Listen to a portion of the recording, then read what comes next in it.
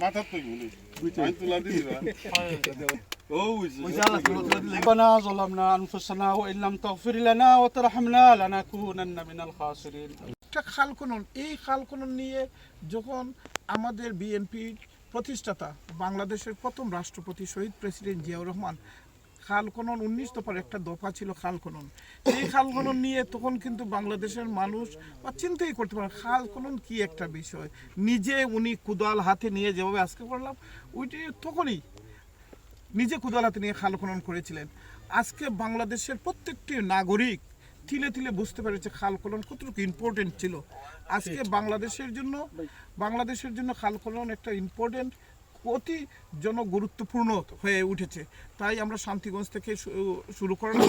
আমরা চাই শান্তিগঞ্জ জগন্নাথপুরের প্রত্যেকটি খাল যেভাবে ভরাট হয়েছে প্রত্যেকটি খাল যাতে খনন করা হয়। খনন করার জন্য আমাদের সরকারের, তারেক রহমানের সরকারের এই মানুষগুলা যারা নির্বাচিত করেছে তাদেরও দাবি এই খাল খনন নিয়ে কাজ করার জন্য। আমরা চেষ্টা করব প্রত্যেকটা খাল, আগের যে খাল এই খালে আমরা রূপান্তরিত করব, খাল খনন করব, আমরা নদী খনন করব ইনশাল্লাহ।